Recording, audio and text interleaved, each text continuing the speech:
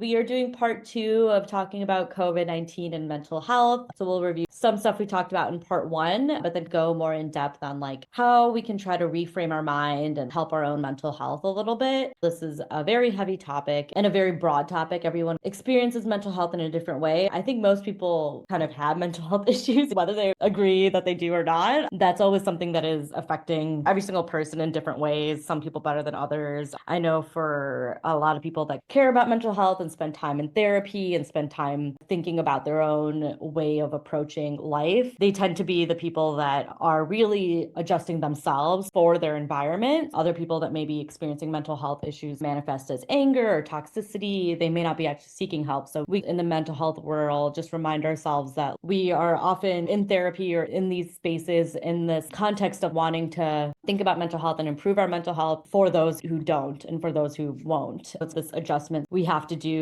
because it's about our own mental sanity and our own peace, and it's worth investing in sometimes when we can't adjust things around us and the things that we experience. We talked about in the last presentation, the pandemic. A lot of people are like, it's over. Why do we still feel bad? Why is this still affecting us? We know that it's not technically over. This kind of less emergent stage that we're in after 2020, 2021, a bit of 2022, where things were really bad. There's still so much that the world is adjusting from, a lot of things politically happening that are affecting everyone that are very interconnected to the pandemic, to this big threat that adjusted people's values on a leadership level, then all over the world. And then also just everyone going through this collective grieving and stress, and people being at different levels of grieving and coping and adjust. And there being different levels of privilege and different levels of how people have been approaching this stress. There being a lot more inequalities, a lot of uncertainty and frustrations with just like how politics are recently and all of that. That can all feel very draining and can really cause a lot of stress on top of just all of these normal things of like the economy being as it is, and a lot of people feeling their own personal economic stress and financial and housing insecurity that has really been worsened from a lot of things that happened during COVID. So it's still this ongoing thing. Some of the stresses may be different, some of them may be the same. A lot of things people are being affected by, and it's good to be aware of which things are targeting you or your family or your loved ones that are really worrying to you. We'll talk about this in a second too, but thinking about what is in your control and what isn't in your control. And what isn't in your control can be really stressful, and that's valid to feel really frustrated and stressed out about it, because a lot of things are really worrying in the world right now, and it can be a slippery slope to like lose hope. But you can think about what is within your control, and what the biggest thing in our control are our bodies and our mind, more or less. Some things are so overbearing on the outside of our bodies that it influences our inside so severely. But thinking about what you can do to resettle your body so that you are equipped to handle what is happening to you, the crazy things that are asked of you from the world. So how do we deal with mental health? So we want to normalize talking about it. We want to support others. Community is the hugest thing. You have people that you can talk to that care. That doesn't mean that everything is going to be perfect. Just remember, this is building that community, talking to people more, feeling more open, being open about talking about mental health, and that it's not something that you should feel embarrassed about, that a lot of people are experiencing. That can really help us recognize and realize that we aren't in this alone. Even if each of our individual experiences may be different, what we're struggling with, we all are humans, and we all have a lot of things that are similar between us that we may be experiencing. We may also learn what is working for other people and what might work for you, things that you can try with your wellness. What I want everyone to come out of here with is just thinking about how you practice your wellness, making sure you prioritize it for yourself, especially as women and especially as older women who likely have other people in your life, other responsibilities that take a lot of your time. It's really hard to take care of yourself and think about yourself. So getting in the practice is spending even just like 10 minutes a day thinking about yourself or doing something for yourself, even if it's a short amount of time. So I showed some of these images last time. The new Happy Co has so many cute images that help reframe what challenges we may be going through. This is one that's here I am. Here's a challenge I'm facing. I'll remember it doesn't define me. It's just one part of my current experience. So we're a whole rainbow myriad of experiences and emotions, and always remember that. So what can you do? So there's so many different things. Some of these things may be right for you, some maybe not so right for you, of like what can bring you happiness. So maybe certain foods, maybe getting good sleep, maybe practicing some spirituality, doing some movement, community, art and music, doing some meditation. Some of the free apps that I had mentioned last time, Headspace and Calm and Smiling Mind, all have some free meditations. You could download it on whatever phone you have or an iPad or tablet, and they can give you guided meditations. Some are short, some are long. Smiling Mind is one I've liked a lot. Dust Bunny, you grow plants. It's like a little bit of a game as well as like having a pet. And same with Finch, the self-care pet. That's not so much a game, but it's like having this little pet and then it gives you goals and you can write in your own goals. And these are all free. So just thinking about some apps or some ways that you can try to start thinking about your mental health or working on your mental health. And then for fitness, I really recommend Workout for Women. They have a lot of free exercises and a lot of slow stretches, slow exercises too. So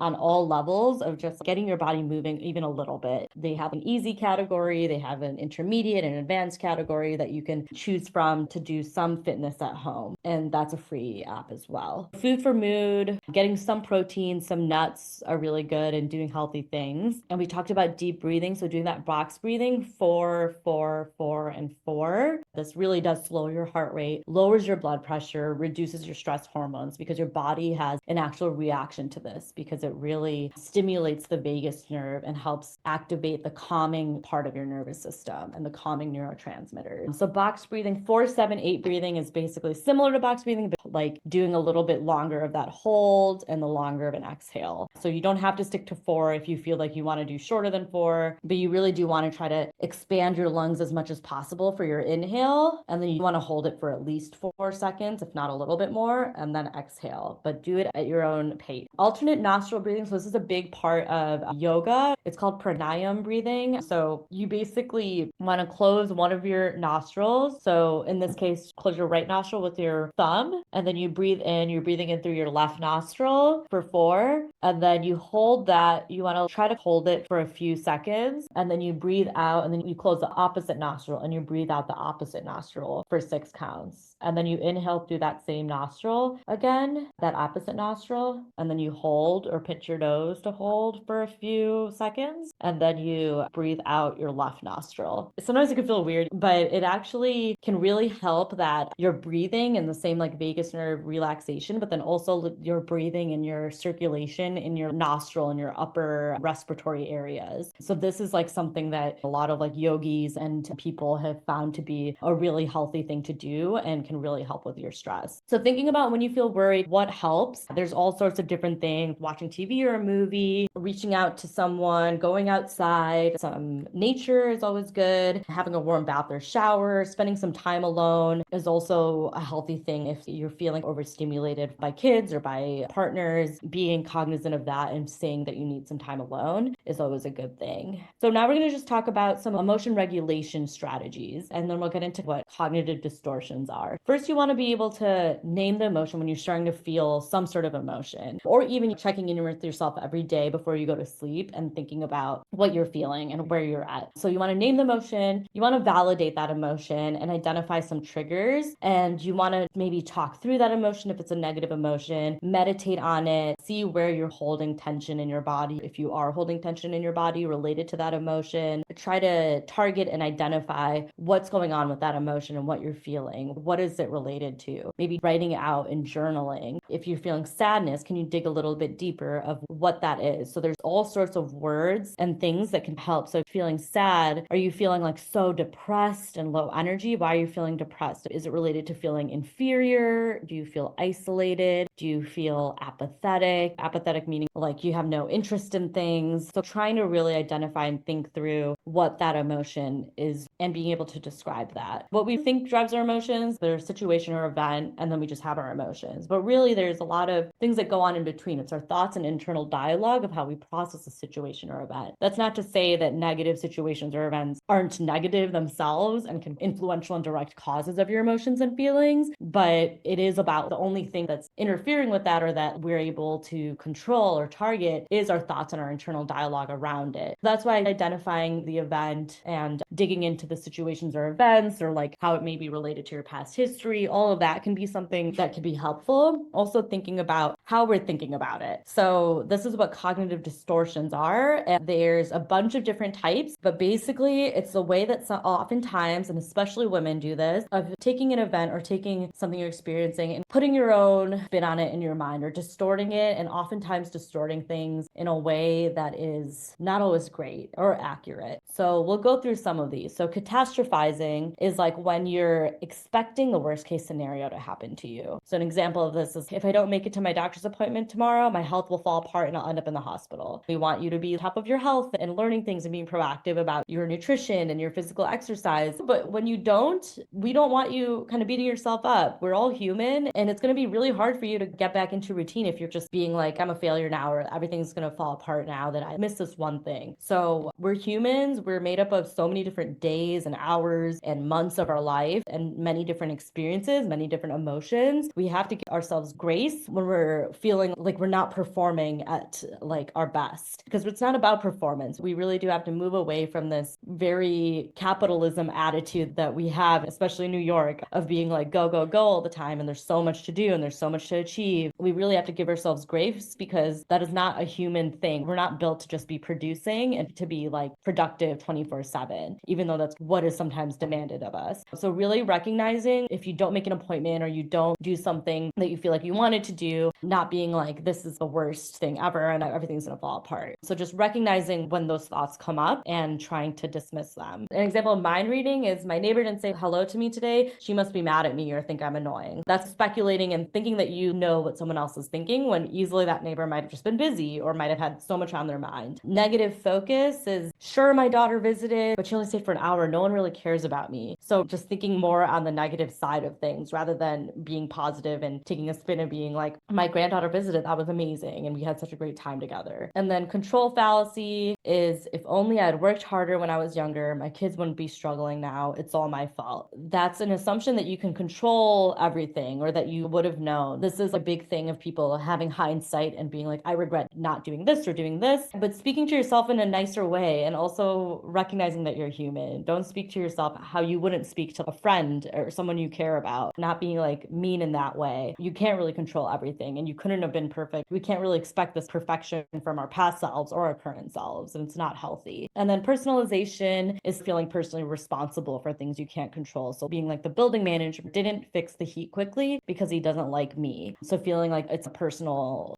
thing that people are treating you differently. And then owning the truth that is a negative way of having your own truth in your mind that isn't necessarily backed by real truth. So being like, I know what's really going on in this neighborhood. People just don't care about me anymore. Anyone who disagrees isn't paying attention. So just having your own perceptions of like what is true when it's not really being backed by anything. And then should thinking is like, my children should call me every day. That's what good kids are supposed to do. That is having these expectations of how people should be. Emotional reasoning is, I feel so lonely, so that must mean no one truly loves me. Overgeneralizing is a huge one that a lot of people do. Last time I tried to join a senior center activity, no one talked to me. I'll never fit in anywhere. A lot of these overlap of being these big generalizing negative things that we end up thinking because you have a little bit of a negative outlook on like how people are treating you or how things are being generalized. And then labeling is, I'm just an old woman. Nobody takes me seriously anymore. Just world thinking is thinking that the world will be balanced fairly. So being like, I've always tried to be a good person. It's not fair that I'm struggling now. Good things should happen to good people. And then fortune telling is like, there's no point in applying for house assistance. I already know I won't get approved. And these are other two big ones too. So mental filtering is when a person focuses on negatives of a situation and filters out all the positive aspects. Mental filtering is like, I cooked dinner for my family and everyone enjoyed it, but all I can think about is how I burnt the rice a little. I ruined the whole meal. You should be focusing on